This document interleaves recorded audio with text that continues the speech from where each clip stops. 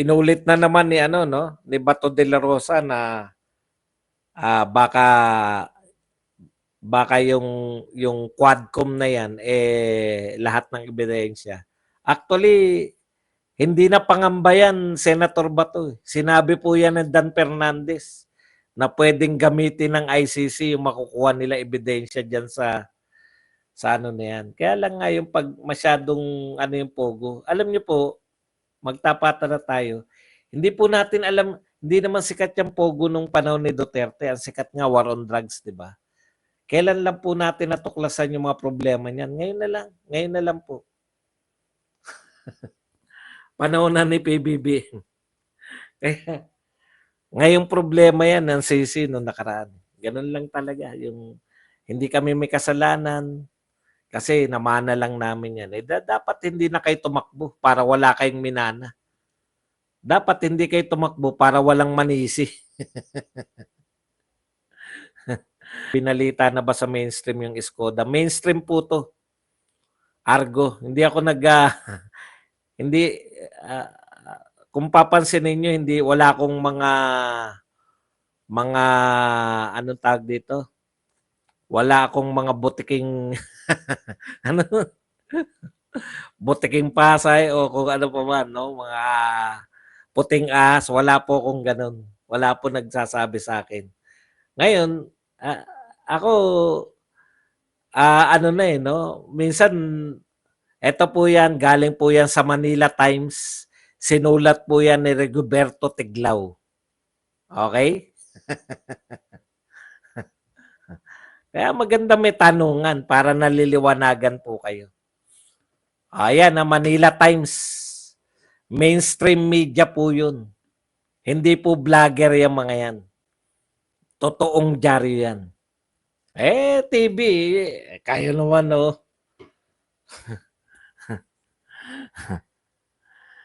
Dapat sinabi mo, TV. Depende po yan. Sa mga, nakadepende po yan sa mga, may aasahan ka pa ba dyan? Binabalita nga nila, ito bibigyan ko kayo na halimbawa, isang tagpo. Merong helicopter na umaali-aligid sa KJOC compound. Na mababang lipad na helicopter. Ang binabalita ng mga taga KOJC, nasira yung kanilang panel, yung anong tawag doon? Yung kanilang solar panel. Same ano to, same tagpo. Ang binabalita naman ng mga telebisyon, yung helicopter ay nile-laser. Sabi ko naman, kung mataas ang lipad ng helicopter, hindi aabutin ng laser yan. Okay ka na ba? Satisfied ka na ba ron, Argo? Parang dudan-duda. Dudan-duda eh. No to EDCA, no to proxy war, magkaisa tayong mga Pilipino palagi at pigilan at palisin ng demonyo. Philippines is to the Filipinos only. Alam mo, Mary, willing ako ipagtanggol natin yung teritoryo natin. Hindi po sa salitaan. Ayan o. Nakuha na Skoda. Ano na? Ano na tayo ngayon? Good evening, Sir Boss Buds. Tama po kayo. Mangsisisi lang din. Okay, wag tumakbo, di ba? Putya, wala palang gagawin. Pag may kaharap palang problema, isisisi lang. Dapat hindi na lang tumakbo. Baka napatakbo pa si Bato, di ba? Kung hindi tumakbo si BBM, putya, ay si Bato, si Bongo. Sa inyo sinasabing nakulokoy no of will be taken from us. Ano nakulokoy? Hanggang salita ka lang. Kasi hindi alanganin eh. Gusto nila makipag-usap minsan. Walang sariling pasya. Kung yung Amerika nga nakikipagkaibigan sa China, actually hindi natin kalaban yung China, di ba? Wala talaga. Parang tayo na nag-create ng away. Boss Buds, di ba may EDCA base ang Amerika? Bakit nakuha ng China ang Escoda? Hindi nga tumulong. Ayan, no? Ito pamagat ni ano ni Rigoberto Tiglao. Marcos loses Escoda. US nowhere to help. Kahit ba may EDCA tayo kung hindi. Naging legal kasi Pogo kaya di nila magipit na hulihin kasi legal. Pero kung illegal ang Pogo, dami nang manghingi para proteksyon. Yun na nga yun, di ba? Malamang yan, mas may nangumbinsi dyan. Panahon kasi ni Tatay Digong, di ba? Mga legal. Pag legal kasi ganito, mga kapatid, legal. O syempre, patupad mo yung mga batas dyan. Nagbabayad nga ng buwis yan. Madali pong tukuyin. Pag illegal na, sa iba na nagbabayad yan, baka may nangumbinsi. Sabi po ng PAOK-CC, hindi naman po sila nawala eh. May 300 plus na illegal Pogo operator. Ngayon. Nasaan yung mga yun? Yun yung mga gumagawa ng mga kriminalidad. Ngayon lang yun eh. Kasi ganito tignan nyo si Ramon Ang. Yung 'di ba sila yung sa online sabong. Ang laki po ng kinikita na nila eh sa legal Legal pa po yung online sabong bago ipagbawal ni Tatay Diggs eh. Ang laki po ng kinikita nila sa hindi nila kinakailangan na gumawa pa ng gawan pa ng mga kriminalidad. Sa legal na paraan lang, bilyon-bilyon yung kinikita ng online pogo. 'Di ba? Ay online pogo, online sabong. Ngayon, ang iniisip ko, kailan lumabas tong mga human trafficking at kung ano-ano pa. 'Di ba ngayon na yung marami ng illegal pogo operation?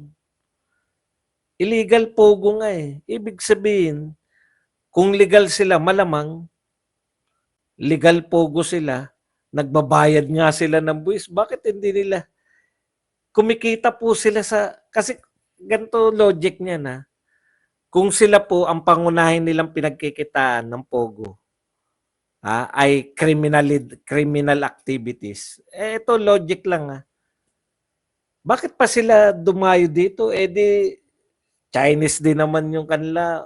Hindi po sila Pilipino yung mga kinikidnap nila o kung ano Di doon na lang sila sa kung saan sila pwede makagawa ng krimen. Ang dinayo nila rito, yung Pogo operation na malaki kinikita nila. Kaya willing silang magpaligal. Malaki kinikita nila sa legal Ngayon, kung malaki kinikita nila sa legal, bakit sila gagawa ng mga extra? Meron din siguro, pero hindi kasing lawak kung illegal na yung operasyon. Ano ba, Ramon Ang yung sa SMC, ano ba sabi ko Ramon Ang? Atong Ang. Atong Ang pala. Kung nasabi ko Ramon Ang, pasensya na po. Nagkamali lang. O ganun lang. 'Di ba? Hindi mo pangangatawanan pag alam mo mali. Atong Ang po yung sa may online sabong na legal noon legal. Kaya nga iba yung Duterte nung sinabi niya tigil na online sabong. Tigil na. Boss Bads, tanong ko lang. Ano ba yung plenaryo sa Kongreso din ba yan? Opo. Yung plenaryo po, lahat po yun. Halimbawa, ito po mga committee level di ba? Committee on Appropriation, Committee on Justice, kung ano man yan, yung Quadcom na yan, 4 na committee yan, pinagsama-sama. Yan mga nagaganap yung mga investigasyon dyan sa committee. Ngayon sa plenaryo, dyan na yung batas na. First reading, second reading, third reading. Dyan po nagaganap yung na-deliberate na nila yung mga batas dito na pagpapasyahan. Yung mga i-approve kunwari may committee report, i-approve na ng plenaryo. Pag na-approve na ng committee, i-approve na. Kaya pag na-approve na sa Committee on Appropriation yung budget, lahat approve na. Papasa na yan sa plenaryo, doon na naman sila another debate na naman. Sabi ni BBM, hindi siya papayag na makuhanan tayo kahit 1 inch. Yun pala, mas mahigit at malaki pa ang nakuha. Sana eto po, hindi po, ang kumbaga, hindi po nakuha na binigay na natin o ano, na-occupy na nila, hindi na tayo makapasok eh. Parang yung mga iba pang mga area dyan. Eskolta yun. Alang iya kayo, Karyedo. Eskolta nga pala. Sabi ko, Karyedo. Nalito ko ron. Nung panahon ni Pangulong Duterte, buhay na buhay ang CHR, Rappler, Philippine Star at Simbahang Katoliko at oposisyon. Pero ngayon, boundary na silang lahat. Buhay na buhay pa rin naman sila. Kaya lang, hindi as voice of the people. Sana po yung mga investigasyon na ginagawa sa Kongreso, may mapala tayo, mapamura nilang bili. Wala silang dyan. Sila may mapapala kasi balak nilang tanggalin yung threat sa kanila. Si Sara Duterte. Yun yung ultimate goal ng mga yan. Matanggalan sila ng threat. Boss Bad, salamat sa pagpapaliwanag. Naintindihan ko na di mangyayari niyan. Abutin ng siyam-siyam ang budget ni BP at baka masiro. Yan, mali rin yan. Alam nyo, eto pinasok nila problema na mahirap nilang lusutan. Gusto nilang ipahiya. At least ipahiya. No? Yun eh.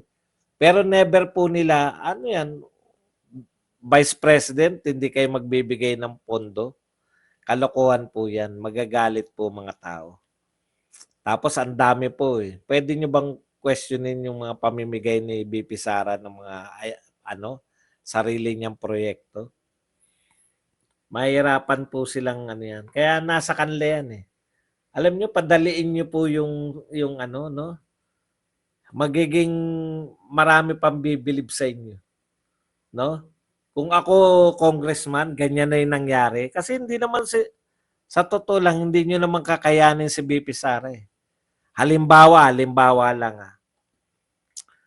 inulit nyo lang. Sasabihin ka agad ni BP Sara, lahat ng tanong nyo, eto isasagot ko. Makikiusap kayo ngayon. Dalawa lang yan, pagbibigyan kayo o hindi kayo pagbibigyan. Nasagutin niya yung mga, reconsider niya. Kaya ako, pinakamaganda, alam nyo, para maganda, ipasan nyo na yung parang palakpak pa abutin nyo. Pero yung makikipagmatigasan kayo, tandaan nyo, 32 million yan yung bumoto kay BP Sara. O palagay nyo lang sinabi nyo, yung iba naman dun, dahil kay BBM, palagay nyo ng 10 million solid kay BBM, di may 22 million pa rin. Malaki pong bilang talaga yan. Maniwala kayo sa akin, mamumblema kayo eh. Kasi first time yung ginawa, hindi naman kayo handa. Ang tanong, handa nyo bang i-contempt si BP Sara? Malamang hindi. Hindi nyo naman kayang i-contempt eh. Kaya paano nyo siya mapapasagot? Di ba? Baka pasalamatan pa kayo ni BP Sara, pasalamatan pa kayo ng lahat ng tao. Kayo lang makaka-break niyan dahil si BP Sara hindi siya papayag na mapahiya, insultuhin ninyo. Hindi siya papayag eh. Kasi bakit nyo pinagsisikapan? May paraan naman kayo. Alam niyo yun? May paraan naman kayo na hindi na nakaharap si BP Sara eh. Kung gusto nyong kaltasan, kinaltasan nyo nga noong nakaraang taon eh. Nung kayo-kayo na lang eh. Hindi nyo kakayanin si BP Sara, maniwala kayo. Pag inulit ni BP Sara yung sinasabi niya, lahat po ng katanungan nyo, ito yung sasagot ko, to forgo, ay forgo. O anong gagawin nyo ron? Kaya nyo bang makiusap? Paliwanagan? Paano pag sinabi niya, I will forgo pa rin?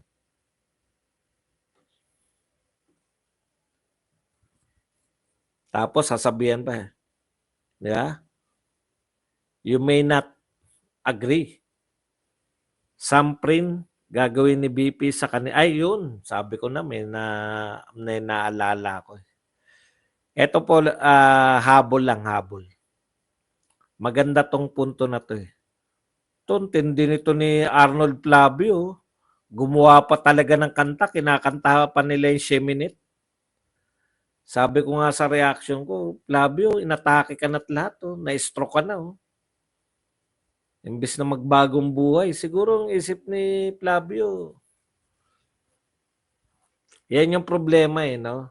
Nila Flavio, no? Gustong-gusto nila sa politika siguro. Hindi sila nagkaroon ng lakas ng loob para tumakbong senador. Yan yung problema nyo eh, no? Meron kayong mga hang-up sa buhay. Tignan nyo si Noli de Castro. Mali si Noli de Castro doon. Nag-guess ka para awayin mo. Putya. Bad shot ka na nun. Bihira po yung ganun, no? Yung makikipag-away ka sa guess.